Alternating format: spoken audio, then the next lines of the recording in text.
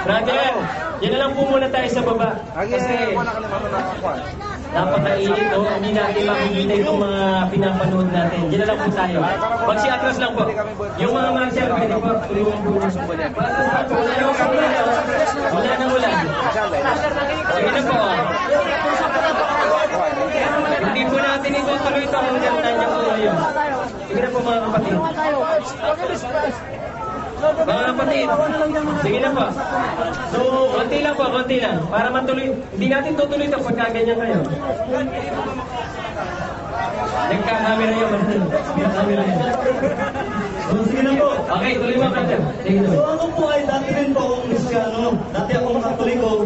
At naging Bible Baptist Church din po ako. At naging Foursquare Church din po ako. So, ngayon po ako ay nasa Rodan Islam. Alhamdulillah. So, ito po, Pastor Kalima, hindi po hangat natin, nasaktan po ang damdamin niyo. Ang sa atin po ay paghanap na nagtuhanan, ito ba? So, ito po, mga kapatid na mga Kristyano, mga Muslim. Ang natanungan ko po ay simple at naghahangat ng simpleng kasagutan. So, ano po ba ang pananampalatayang dala ni Jesus? Yun po ang tanong. Ano po ba ang pananampalatayang dala ni Jesus sa kanyang nasasakupan? So, kung ang kasagutan po ninyo ay Katoliko o Kristiyano, wala pong matutunghayan sa Biblia, maging sa lumang tipan o sa bagong tipan, na ang pananampalatayang dala ni Jesus ay Kristyanismo. At pangalawa, wala ring sinabi ang dakilang Diyos na ang pananampalatayang binigay niya kay Jesus ay Kristyanismo. Kung sakali po na in the second coming of Jesus Christ, lahat po tayo naniniwala doon sa pangalawang pagbabalik ni Jesus Cristo. Muslim man o Kristyano ka pa naniniwala. So kung sa pangalawang pagbabalik ni Jesus, at nakutan natin sila. Tanong lang ba? Opo, at tatanong po natin. Ayun po ang sasagot. Kung itatanong natin kay Jesus, mabuting guro, ano po ba ang pananampalatayang dala nyo sa inyong mga tagasunod? Ang sigurado pong sagot niya ay ang Islam. Dahil walang sinabi sa Biblia. Kung sinabi po niya na, kung sakali sinabi po niya na Kristyanismo,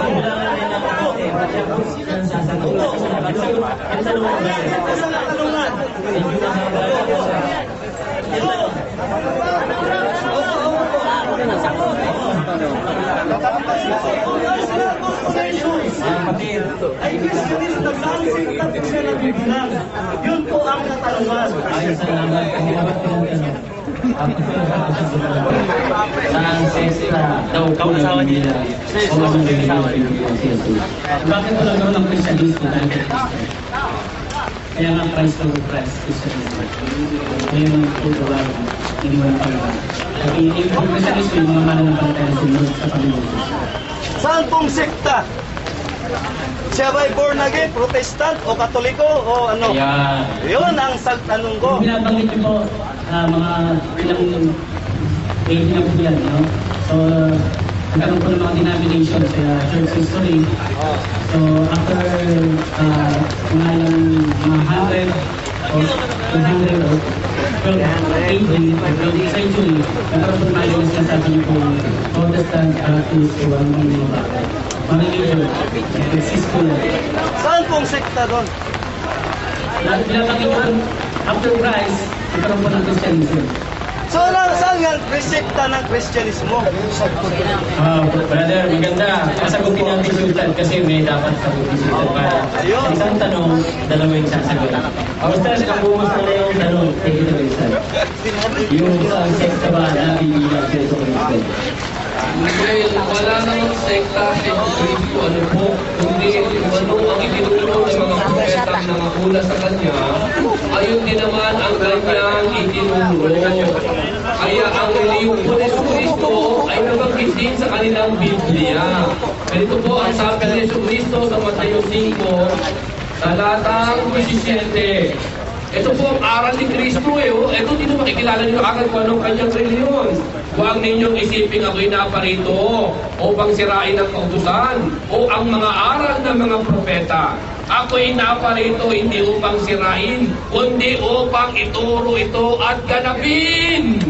So ang aral ni Kristo, kung ano ang aral ni Moses, Solomon, David, so mga nilalawalang kapayapaan, Abraham, Isaiah, Jacob, at mga una pang mga propeta sa kanya, yun din ang kanyang aral.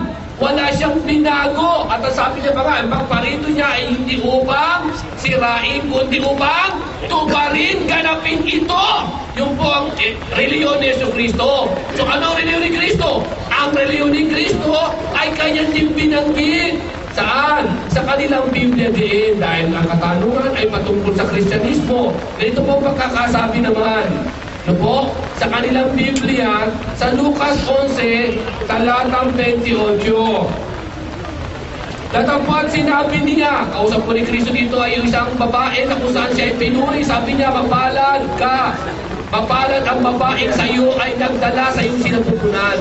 Sumagot si Kristo, sabi niya, oo. Bagos, lalong mapapalad, yaong mga taong nakikinig ng salita ng Diyos at ito'y ginaganap o tinutupad. In other words po, bagamat wala ang salitang Islam, naroon naman ang diwa ng kahulugan ng Islam. Kaya ang reliyon ni Kristo, ang kanyang pananampalataya, ay walang iba kundi ang Islam.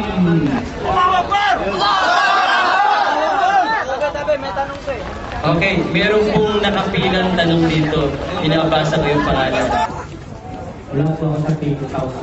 Sumikap po ako ng tatanong ko lang kay Pastor ko, yung bang may nalaman niyo lang po ba yung tanda at tunay na religion? Ituturo mo po ba sa mga kamiyembro ng na ito ay isang tunay na religion? O yung bang ituturo nyo kung anong religion ni Jesus ay saan ituturo sa religion na siyang tinatawag ng Islam? Ang ituturo po ay tungkol po hindi po ang religion kung ang sensual po ang mga ituturo.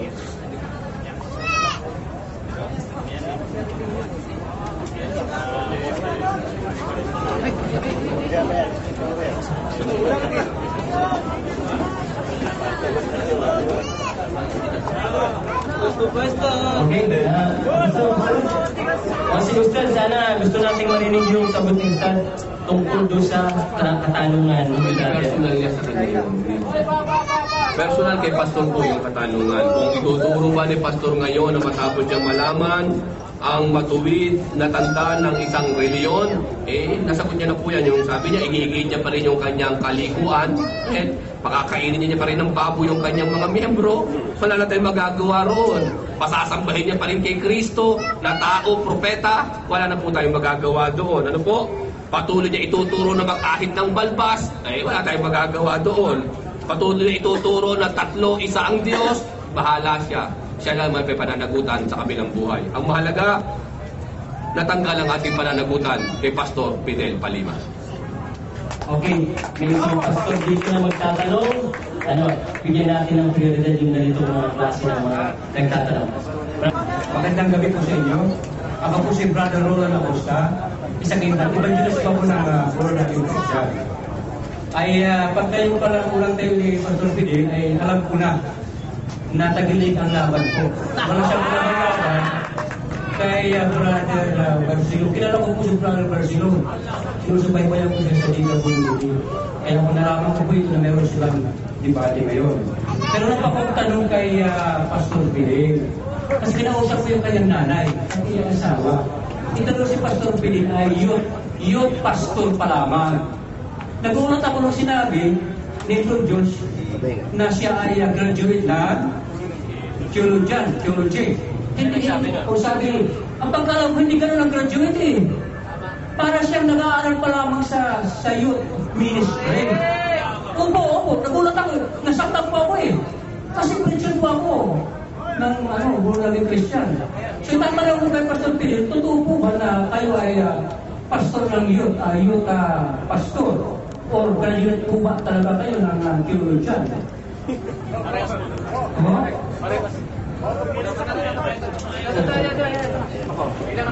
Confidence, confidence. Parehas po. Confidence. Yung ginagawa ni Chief Rubio Castro, totoo po yun. At yung